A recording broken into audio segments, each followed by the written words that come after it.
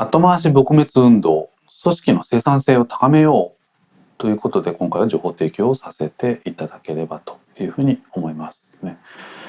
まず後回しって何でしょうかということなんですけれども、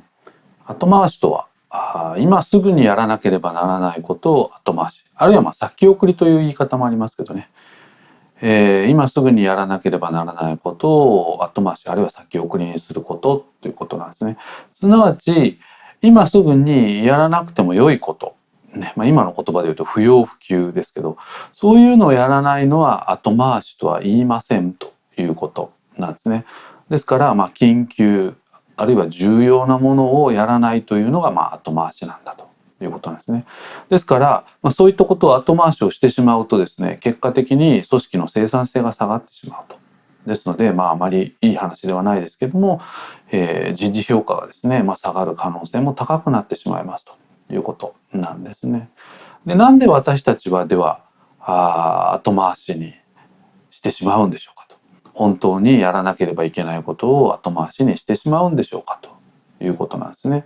で、これはですね、人によって違うとは思うんですけど、大体こういうカテゴリーになってくるかと思うんですね。例えば仕事があまりに大きくて一度手をつけてしまうとなかなか終われない仕事であったりとか、あるいはやるのがめんどくさい仕事、あるいは自分自身気が乗らなくてやりたくない仕事、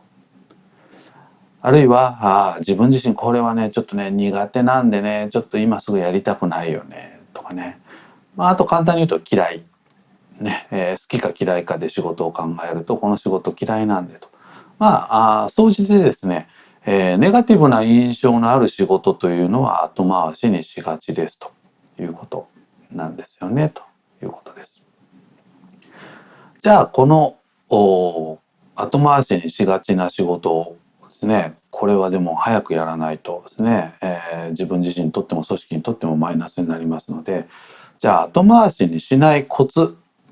ね、これを今回は3つご紹介できればというふうに思いますね。まず1つ目、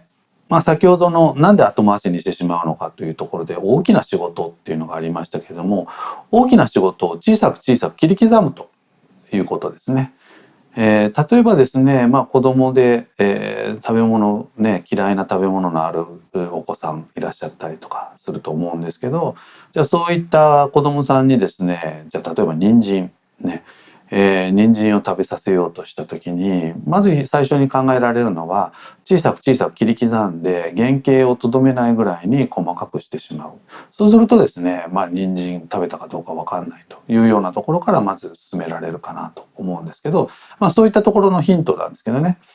仕事をとにかく極限までブレイクダウンをしながら一つ一つにね、どんどんどんどん分解していくと大きな仕事っていうのは気が付くとですね達成してたよっていうふうになっていきますのでね、後回しにしないコツ1つ目は小さく切り刻む、ね、それから2つ目、ね、これは意識の問題なんですけどね、やると決めたらやる、ね食わず嫌いとかあと苦手についてはもうとにかく自分で克服しましょうということですね。ですからこれはもう習慣を変えていくしかないと思うんですけど、後回しにするっていうことのネガティブなポイントを考えた時にやっぱり今すぐやるということかなと思います。それから3つ目、終わったらね、小さく切り刻んでやるっていうことで決めて、それが終わったとしたならばそこでチェックマークをつけるね。タスクリスト皆さん作ってらっしゃると思うんですけども、そのタスクリストに終わったというチェックマークをつけて、はい終わりね、次に取り掛かるということですね。だらだらやらないね、そんなところかなと思いますね。以上、後回し撲滅運動、組織の生産性を高めようということで情報提供させていただきました。